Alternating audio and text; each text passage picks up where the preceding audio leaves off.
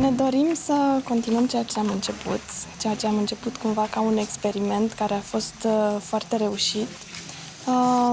Și anul acesta am adus câteva lucruri noi în plus, respectiv competiția care vizează realitatea urbană românească, adică filme care vorbesc despre lucruri din România.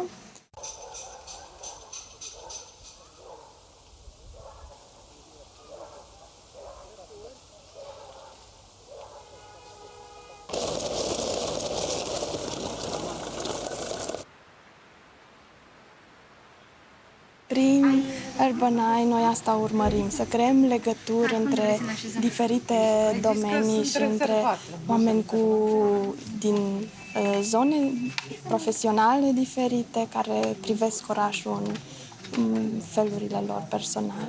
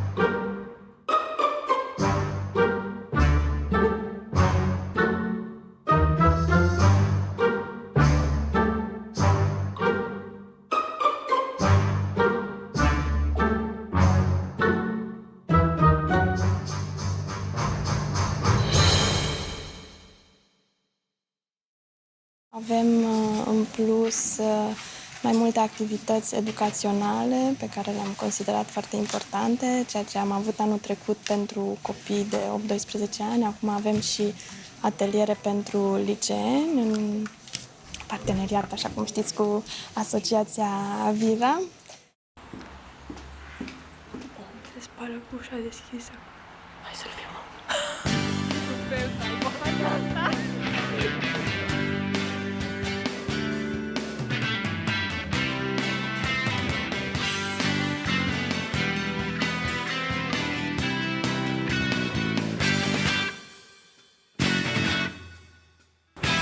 Nu-i așa?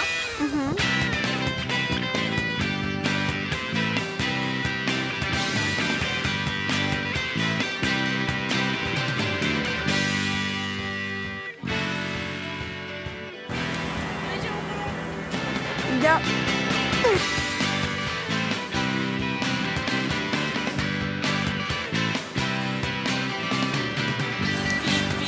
Pică sus, pică jos, pică umăr, pică tot, pică cap, pică cap, pică tot. Eu am fost singurul care a filmat de acolo. Și apoi toată presa a făcut până mie filmarea, că ei n-au filmat nimeni.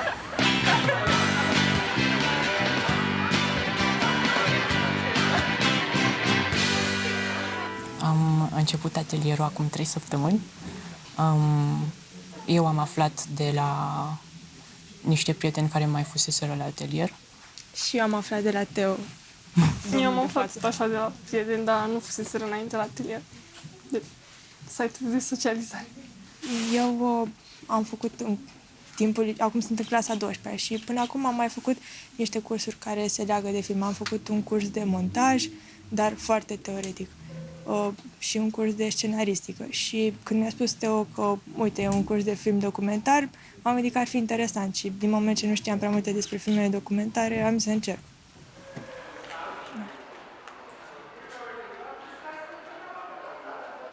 Știu că înainte a fost bordel. Înainte, acum 60 de ani.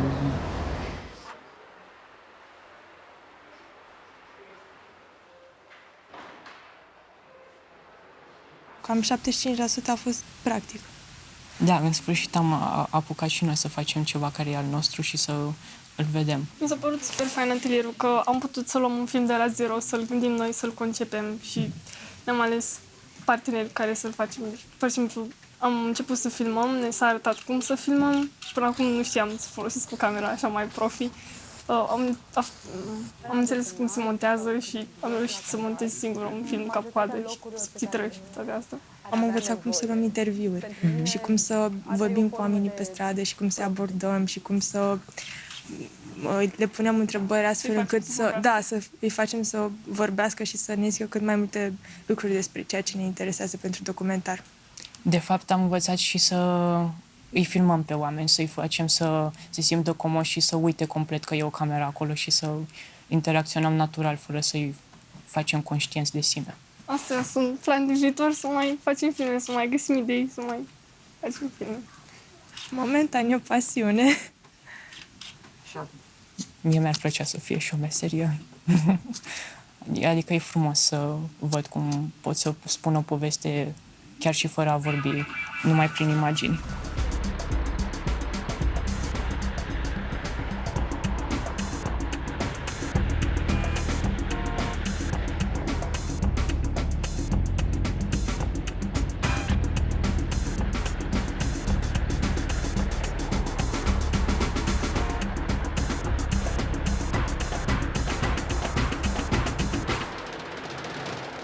Juriul am încercat să fie cât mai divers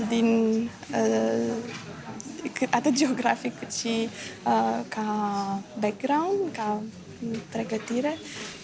Este alcătuit din Mihai Fulger și Cătălin Mitulescu,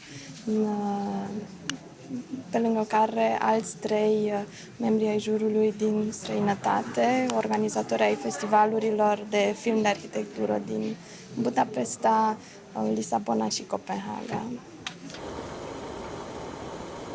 You have to take light and make it appear like a drawing in the sky. So there's this fantastic, witty, imaginative, creative act in producing great neon. And Warsaw is a place where there is great neon.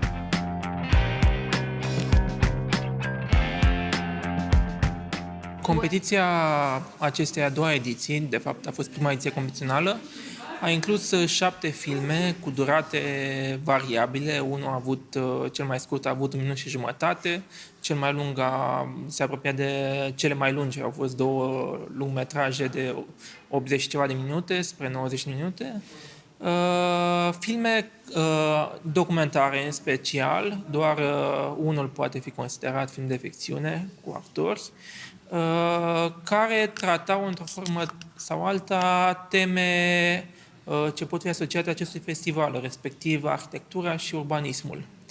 Și e foarte important, toate vorbeau despre România. Deci, cu subiecti sau personaje din România, despre fenomene specifice ale arhitecturii, ale urbanismului din țara noastră,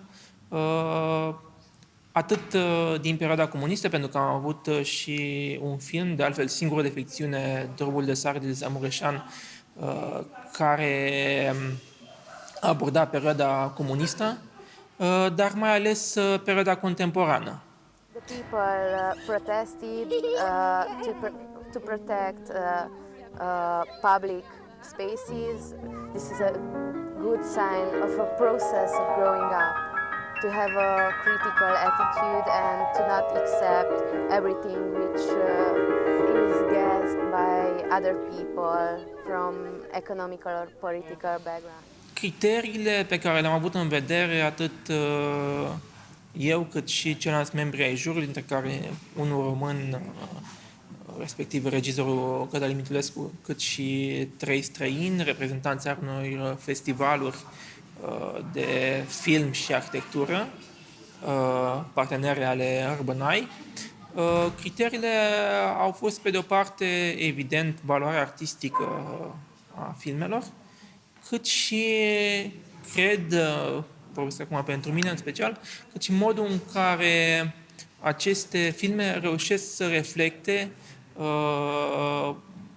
situația societății noastre din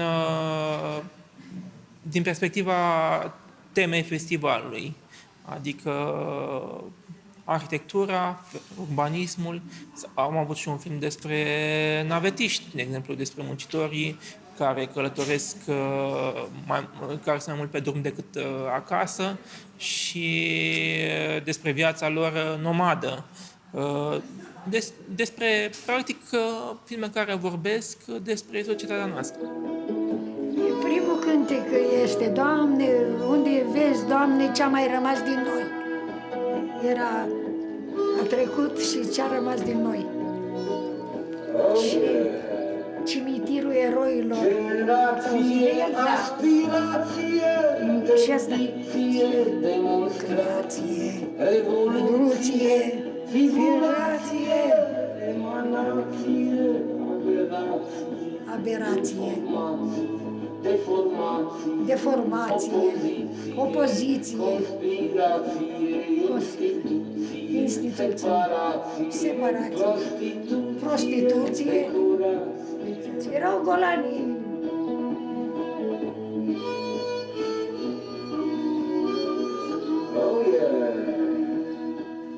Au fost filme atât realizate integral în România, în general independent, fără finanțare de la CNC, cât și filme realizate de către cineaști străini sau în cadrul unor școli de film din străinătate, cum a fost cel pe care l-am menționat deja și care de altfel a fost și favoritul meu, Drobul de sare, de Eliza Mureșan, realizat la celebra școală Le Frenois. Câștigătorul Marelui Premiu a fost Cheltuieli comune, Common Ground, cum a fost tradus în engleză, un documentar de lungmetraj semnat de 2 realizatoare din Belgia și Luxemburg, Charlotte Gregoire și Anne Shields. Un film care prezintă o comunitate, e vorba despre un bloc specific perioadei comuniste și despre relațiile care se creează în interiorul acestei comunități cu anumite personaje și cărora cele 2 realizatoare au reușit să le câștige încrederea și astfel să le prezinte caracterele cât mai complex și cât mai veridic. Declarație, perorație, legislație, lamentație, retribuție, imitație, satisfacție, beție, ocupație, populație, consignație, saturație, emigrație, circulație, constituție, rație.